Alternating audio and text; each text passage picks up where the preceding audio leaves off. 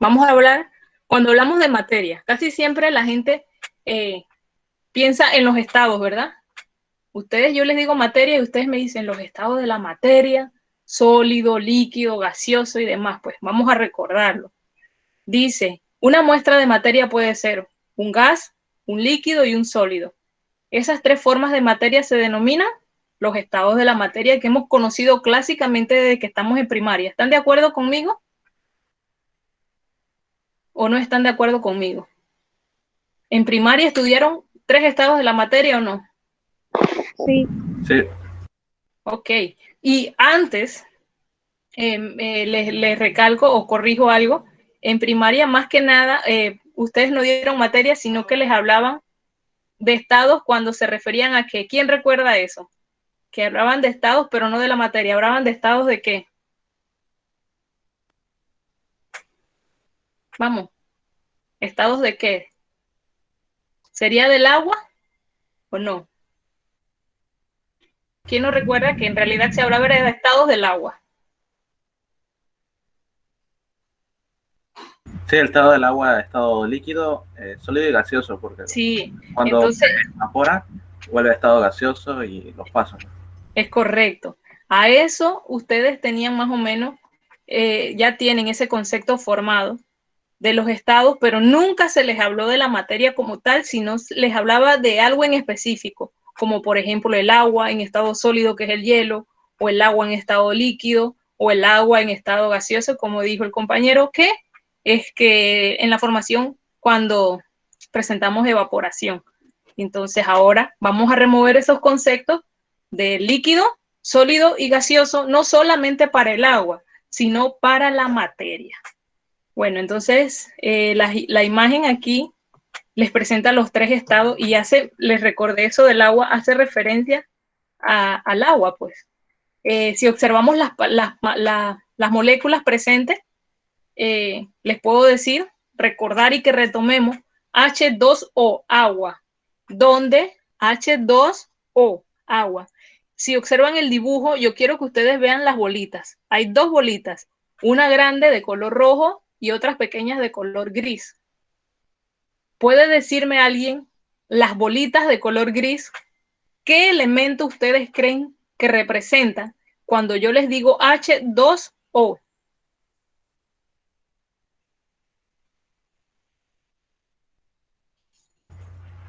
Es el hidrógeno, profesora. Correcto, porque tengo mi fórmula de mi compuesto agua H2. Quiere decirme que hay dos hidrógenos o el O, al no tener ningún número, lo omitimos como un 1 y serían dos átomos de hidrógeno y un átomo de oxígeno. Entonces, ahora químicamente sí les puedo decir y presentar la molécula del agua como esas figuras que tienen ahí. Cuando la vemos aquí en estado gaseoso, sus moléculas están más dispersas y decir las partículas también. Ellas están con muchos espacios entre ellas y observamos aquí dos hidrógenos y el rojo un oxígeno. En cambio, en estado sólido se presentan a lo que nosotros llamamos puentes de hidrógeno y el agua se une entre sus moléculas por medio de los hidrógenos, hidrógenos con hidrógenos, hidrógenos con hidrógenos, y forman los puentes de hidrógeno con una estructura rígida, es decir, con pocos espacios entre ellos. Y entonces cuando hablamos el líquido, está bien, sus moléculas también están unidas, pero no como en el estado sólido, ni tan separadas como en el estado gaseoso. Quería que vieran la diferencia de las cosas. Los estados de la materia difieren de las propiedades observables. Entonces, de acuerdo a las propiedades observables, las tres tienen la misma fórmula química H2O, pero difieren en el acercamiento de sus moléculas. Un gas tiene moléculas dispersas, un sólido las tiene muy pegadas y un líquido las tiene un poco más dispersas que el sólido, perdón. Bien, tengo que hablarle que hoy en día ya no consideramos los tres estados de la materia, que existen otros que surgieron con el pasar del tiempo.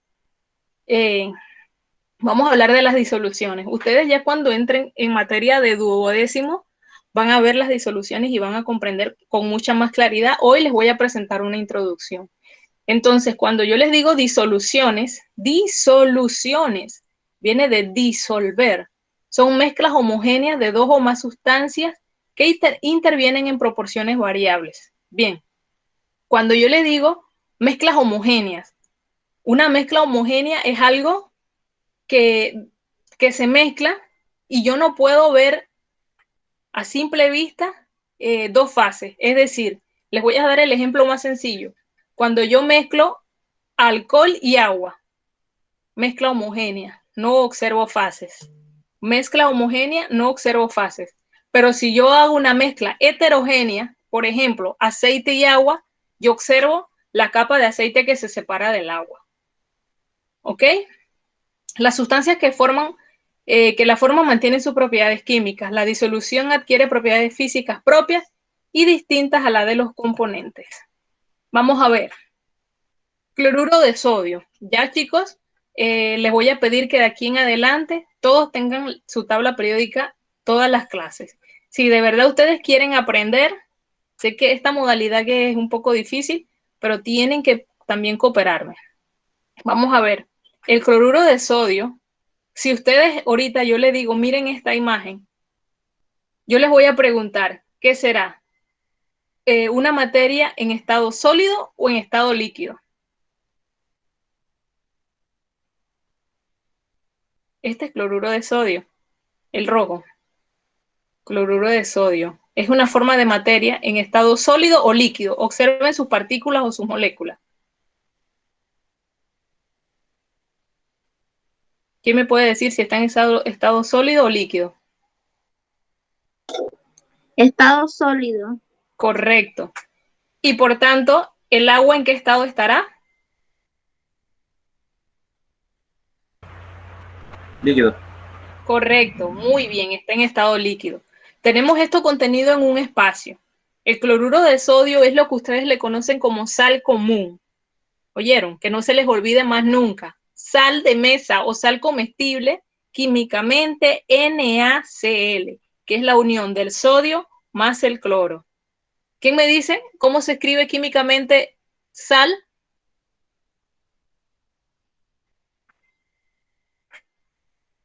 Chicos. Na. Cl.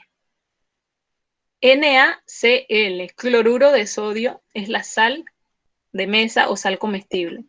Entonces vamos a hacer una disolución. Si yo tengo agua más sal o sal más agua, eso quiere decir que yo voy a colocar agua en un vaso, en una olla, en una paila, lo que ustedes quieran, y voy a añadirle sal. Y se va a formar una disolución, ¿verdad? Disolución. ¿Qué estaré disolviendo? ¿El agua o la sal? La sal. Correcto. Al mezclar el cloruro de sodio, que es un sólido, con el agua, se produce el fenómeno de disgregación de Rex, seguido de una difusión a través de todo líquido. Por ello se puede explicar que en la mezcla es una mezcla homogénea y las propiedades sean iguales en todas ellas.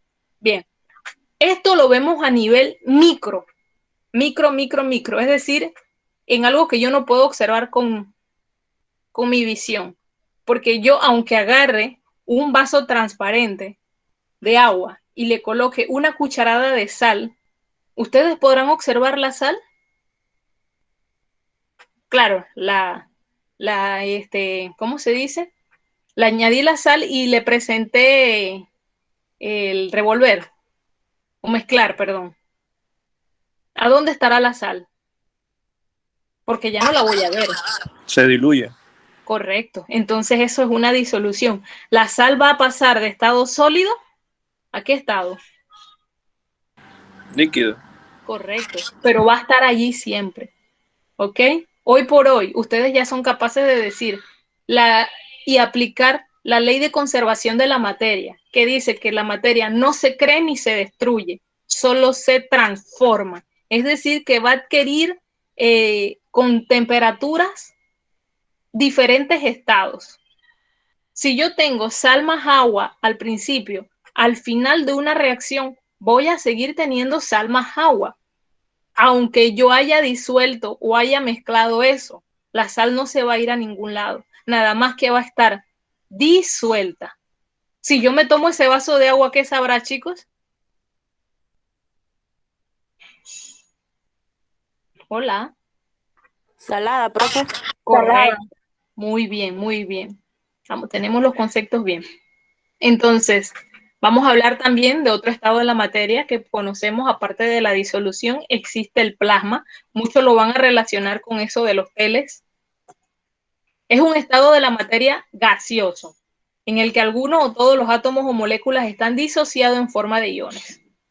También es una mezcla de partículas neutras, iones positivos, electrones negativos. Las partículas reaccionan individualmente a perturbaciones, como por ejemplo un campo eléctrico. Vamos a seguir viendo esto para que ustedes lo vean. Ay, Dios mío. Voy a salirme para aceptar a la persona que está con deseo de entrar. Bien, continúo. Vamos a ver qué pasa con ese plasma. Bien, cuando hablamos de plasma, y ustedes me dicen, profe, ese es el televisor de mi casa. Muy bien. Ese es el televisor de la casa, sí. Las pantallas plasma, pues estas pantallas se basan en el principio que haciendo pasar alto voltaje por un gas a baja presión se genera luz. Estas pantallas, usan fósforo como los monitores tradicionales de rayos catódicos, pero la diferencia radica en que siguen una gran mejora de color y un estupendo ángulo de visión. Por eso es que mucha gente prefiere utilizar plasma a LCD o LED. Aquellos principios LCD son pantallas planas y LED utilizan solamente luces o, ¿cómo se le dicen? Bombillos más pequeños que van en todas las ranuras de la pantalla.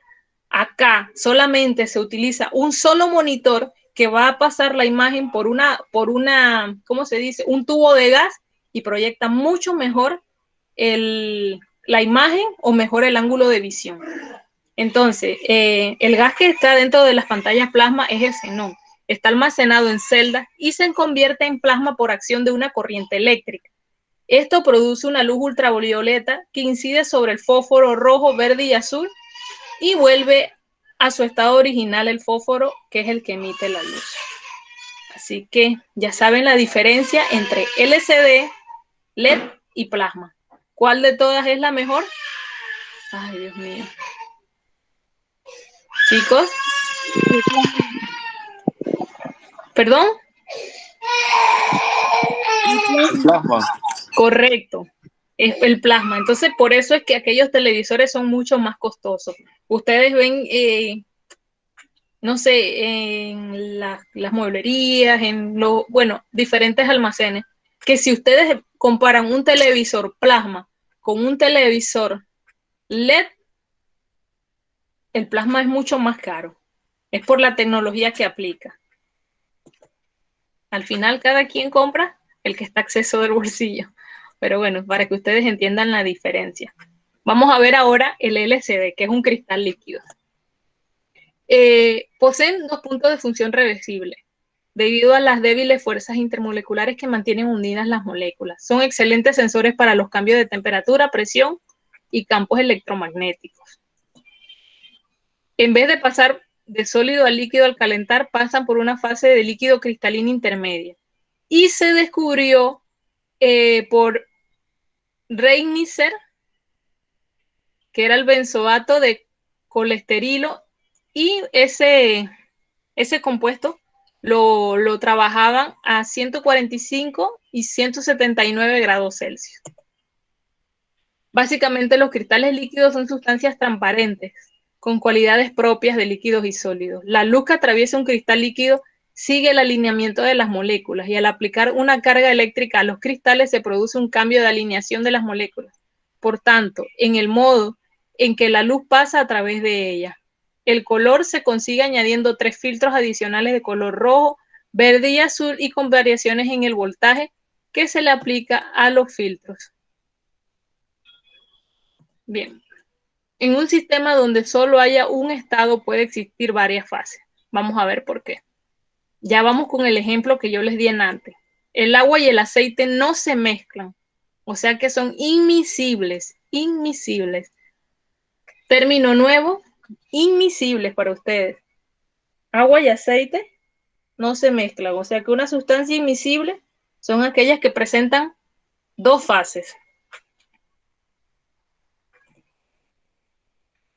El granito es un sistema sólido constituido por tres fases: el cuarzo, el feldespato y la mica. Por eso es que ustedes observan granito en diferentes colores, porque no se mezcla.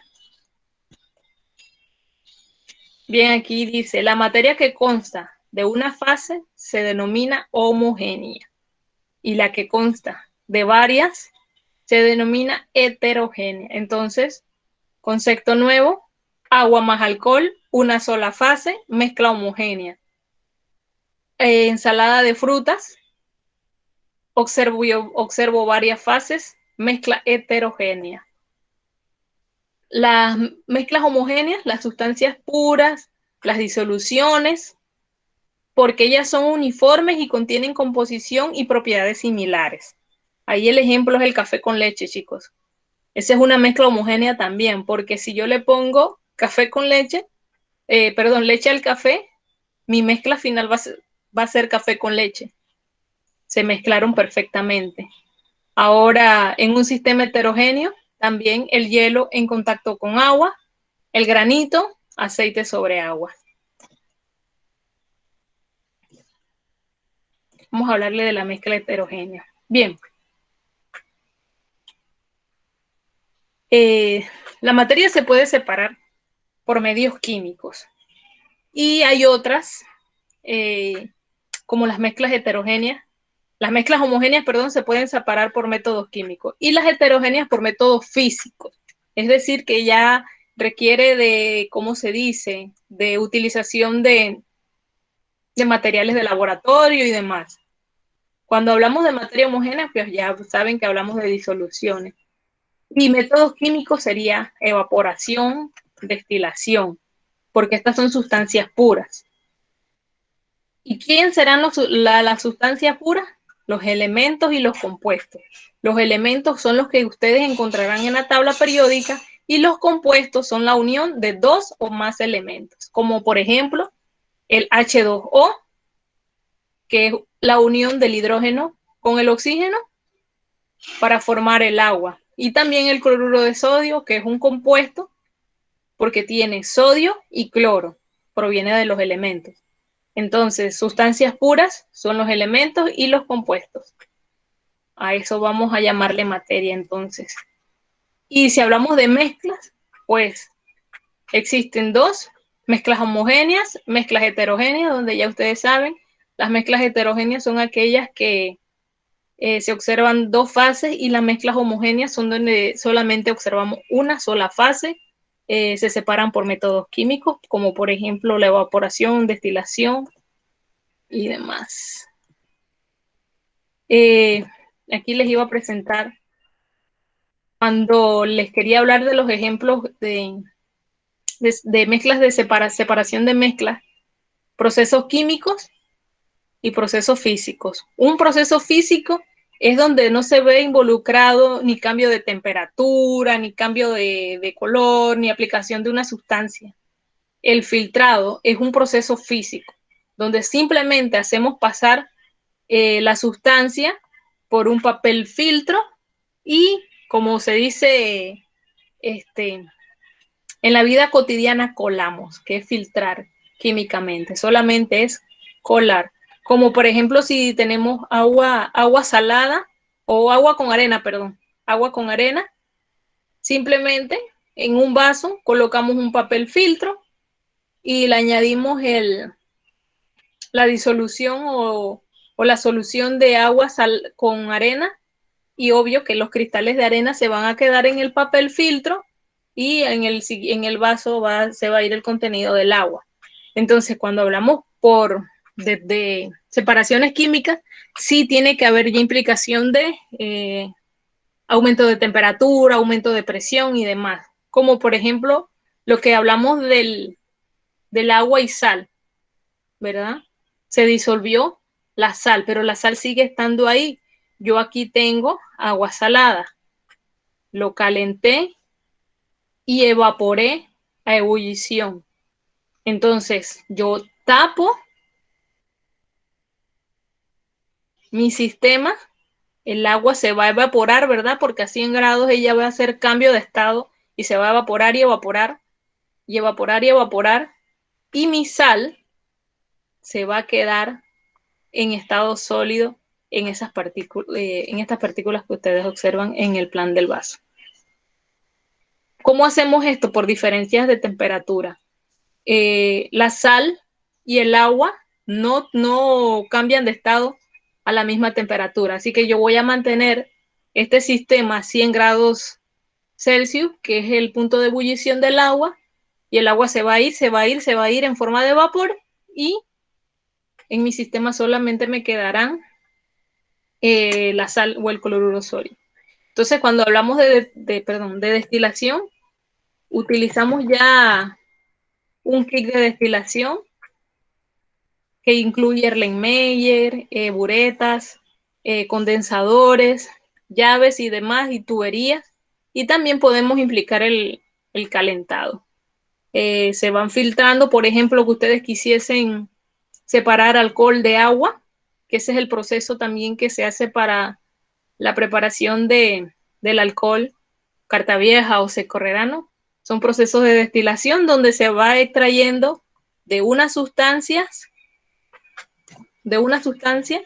que es esta, se extraen dos. Puede ser alcohol de un lado y agua del otro, o sea, son métodos químicos. Ya les dije, la sustancia pura, que no se les olvide, elementos y compuestos. Dice que una sustancia pura es una clase de materia cuya composición es fija, o sea, no varía nunca, y puede ser cualquiera su procedencia. Una sustancia pura es homogénea. Y si una sustancia es homogénea, entonces pura también. Los compuestos se diferencian de las mezclas homogéneas. Los compuestos tienen una composición fija y invariable, mientras que la composición de las mezclas es variable. Las mezclas, los componentes, mantienen sus propiedades, mientras que en los compuestos no. El cloruro sódico está formado por cloro y sodio, ya eso nosotros lo vimos. ¿Y cuáles son los elementos? Los que están ubicados entonces en la tabla periódica. Cuando entonces yo les dije cloro y sodio, cloro, cloruro de sodio, H2O. Entonces ahora podemos hablar químicamente de la composición de cualquier sustancia que tengamos alrededor. Vamos a buscar qué tiene la leche de magnesia, un medicamento que muchos tienen en casa para el dolor de estómago o para el vómito. Ok, tiene magnesio, tiene silicio, tiene aluminio. Muy bien, ya estoy viendo qué es lo que químicamente tiene esa sustancia. Entonces ya saben de dónde vienen los elementos y de dónde vienen los compuestos. Vamos a ver, les voy a hablar de una vez del hidrógeno. Bien, la tabla periódica fue organizada en la reciente actualización, que fue de alrededor de 1600 algo. Y agruparon a los elementos por propiedades similares. Es decir, que los que tenían un electrón de valencia en su capa más externa, lo colocaron. Perdón, no sé qué pasa con el puntero del mouse. Los colocaron aquí. Los que tenían 2 electrones de valencia los colocaron aquí y eran metales, porque estamos hablando de metales. Los que tenían 3 electrones y estaban con propiedades como gases, los ubicaron aquí donde dice 3A y sucesivamente 4, 5, 6, 7 y 8.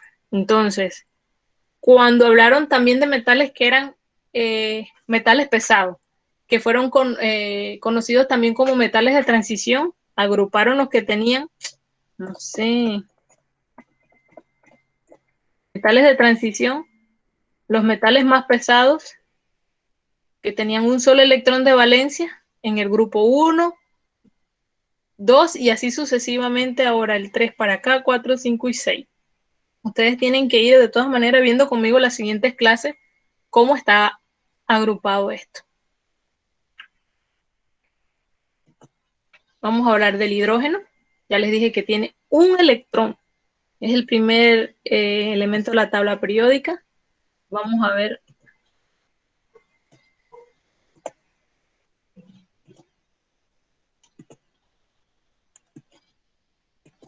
Voy a terminar eso, que presente todo lo que está ahí. Ahora sí. Bien. El átomo de hidrógeno tiene un solo electrón. No tiene protones, pero tiene un solo neutrón. Un isótopo difiere en el número de neutrones y por tanto en la masa. Hoy por hoy les voy a decir que así como yo tengo un número de cédula para identificarme, el número 1 es el número de cédula del hidrógeno, por ser el número 1 en la tabla periódica. Así que cuando yo o ustedes más adelante escuchen Z1, Z1, el hidrógeno. Y si alguien les hablase de Z2, Z2, el helio, Z3, litio, Z4, berilio, Z5, nitrógeno y así sucesivamente. Cada uno de los elementos de la tabla periódica tiene un número de identificación.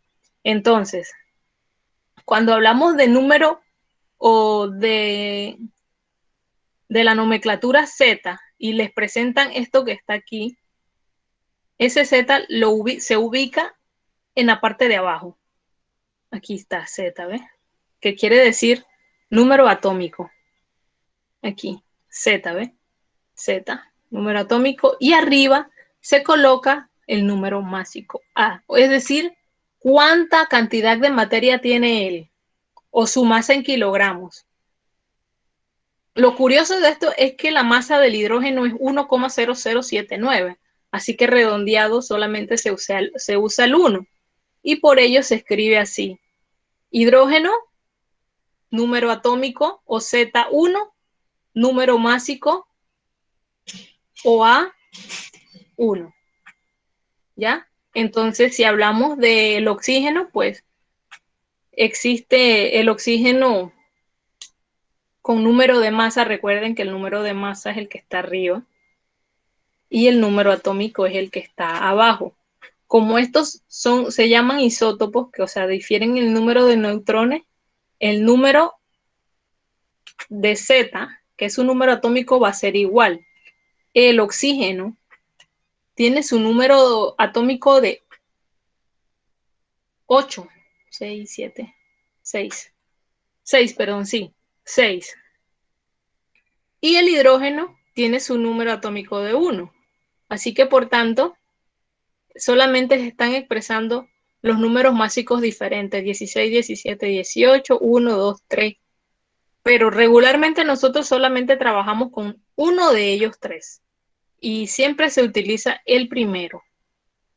¿Oyeron? El primero. Ustedes no se preocupen, que todavía esto es como la introducción. En el transcurso del curso, ustedes van a ir entendiendo con más claridad eso. Vamos a ver. Esas sustancias puras que también se descomponen por reacciones químicas, presentan cambios físicos y cambios químicos. Los cambios físicos son los que no implican cambio en la composición. Es decir, que si yo al principio tengo una hoja en un árbol y la hoja del árbol se cayó, por el pasar del tiempo ella se va a descomponer, ¿verdad?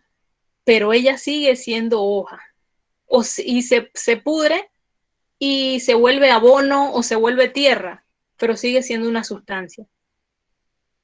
¿Me doy a entender o no?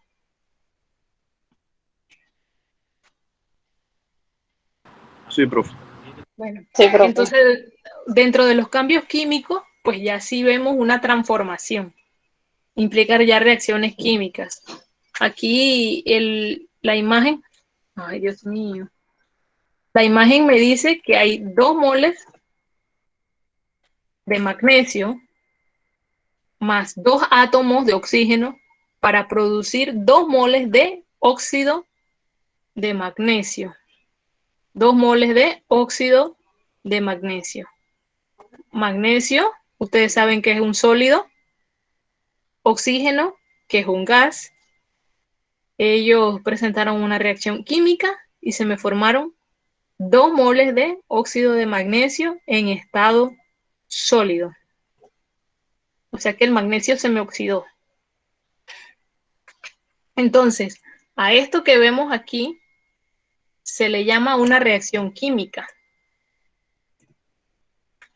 Bueno, y ya que me queda decirles que hasta finales del siglo XVIII y principios del siglo XIX no se sabía nada acerca de la composición de la materia y qué sucedía cuando ésta reaccionaba, por qué los elementos, por qué los compuestos.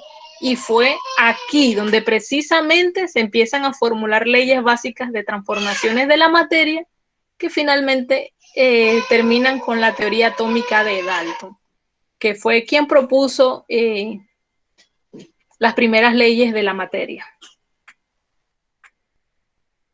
A ver, mis amores, sé que es un pocotón de información que están dando ahorita, pero ustedes con paciencia, traten de captar los conceptos y cosas importantes que yo les voy diciendo, vayan escribiendo, sírvanse de utilizar siempre la tabla periódica, cuestionenme cuando tengan que cuestionarme, pregúntenme y les voy a presentar la tarea de la semana que viene, así que voy a dejar de presentar esto para presentar la tarea.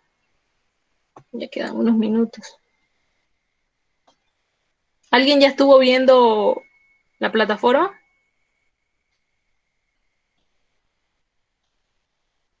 Chicos, están apáticos. ¿Qué me les pasa? Mucha humedad.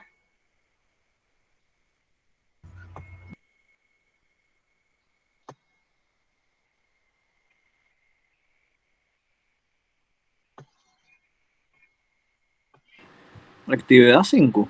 ¿Sí?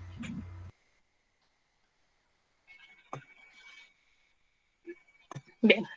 La actividad 5 dice que ya que pudieron leer la unidad de materia, o sea, lo que yo les di más lo que pueden complementar con el módulo, ustedes van a leer, perdón, van a redactar una infografía o van a elaborar, mejor dicho yo, disculpen, van a elaborar una infografía. Bien, yo les estoy presentando una infografía de cómo se hace una infografía. Es algo atractivo, algo con poco texto, algo con más imágenes y algo que ilustra y al mismo tiempo con poco se dice mucho. Vamos a ver lo primero. ¿Qué es una infografía? Pues es una combinación de imágenes y textos que buscan dar a conocer algo de manera más fácil y visual. Muy interesante, ¿no? Las infografías deben ser precisas, o sea, que la cantidad de contenido no me dice nada. Hay cosas que yo puedo decir con imágenes y también debe ser impactante. El texto no nos impacta a nosotros porque lo visual es lo que llama la atención. Entonces, le digo, la infografía debe ser impactante y debe ser, o sea, precisa y clara con lo que tú quieres decir. Ahí dice, es una publicación clara, directa, pero también fácil de entender. ¿Para qué sirve? Pues sirve para hacer líneas periodísticas, publicaciones online, también sirve para hacer presentaciones de arquitectura y también instructiva, que es en el caso de nosotros. Yo sé que es mucho contenido y que hay muchas cosas que decir, pero también quiero que ustedes plasmen con los conceptos que ustedes consideran como más importantes o relevantes para ustedes, porque el aprendizaje significativo tiene que ver con lo que es importante para ti. Entonces, en ellas podemos ver líneas, tablas, gráficas, dibujos.